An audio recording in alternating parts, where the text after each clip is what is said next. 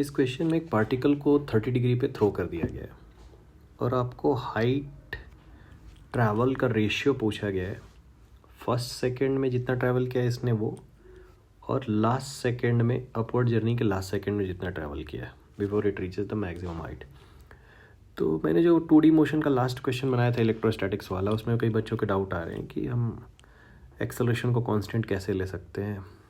ठीक है, और देखो भाई 2D में 3D में यही बहुत अच्छी बात होती है कि आप दोनों मोशन को अलग अलग एनालाइज कर सकते हो, XYZ तीनों मोशन को भी अलग अलग एनालाइज कर सकते हो। तो यहाँ अगर मैं y की डायरेक्शन में मुझे डिस्प्लेसमेंट निकालना है, ठीक है, अगर मुझे y में डिस्प्लेसमेंट निकालना है तो सिर्फ मैं y कंपोनेंट को देखूँगा, मुझे x को देखने की कोई ज़रूरत नहीं है, सिर्फ मैं y को एनालाइज करूँगा। ठीक है, तो अगर मैं y में देखूँ तो इस पार्टिकल की वेलोसिटी कितनी थी, ये पार्टिकल यहाँ से थ्रो किया गया है ऐसा 60 मीटर पर सेकेंड से, तो इसका जो y कंपोनेंट इधर आएगा दैट विल बी 60। ये एंगल की वैल्यू 30 है तो दैट विल बी, इधर का कंपोनेंट 60 cos 30 आता है तो इधर वाला क्या आ जाएगा, Vy की वैल्यू 60 sin 30, 60 sin 30, और sin 30 होता है 1/2, तो ये वैल्यू आ जाएगी बेसिकली 30 मीटर पर सेकेंड। ये तो आपका Vy आ गया। अब फर्स्ट 1 सेकेंड में कितना डिस्टेंस ट्रैवल करेगा ये ट्रैवल करेगा ut plus half AT square, सिर्फ y डायरेक्शन में ले रहा हूँ क्योंकि इसका x से कोई रिलेशन नहीं है, x इसके ऊपर इफेक्ट नहीं डाल सकता है।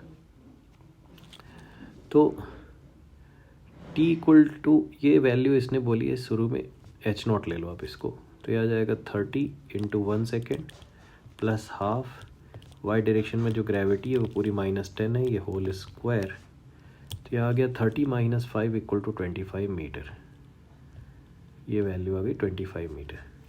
नाउ लास्ट के 1 सेकेंड में निकालने का एक सिंपल तरीका क्या है, मैंने आपको बताया पहले भी, कि जब बॉडी सपोज करो इसका वाई डायरेक्शन का मोशन कैसे एज्यूम होगा, जैसे ये फ्री फॉल में होती है वैसे ही जितना एक फ्री फॉल वाली बॉडी ट्रैवल करेगी, अगर मैं उसको थ्रो करूँगा 30 मीटर से, उतना ही इसका मोशन है वाई डायरेक्शन में।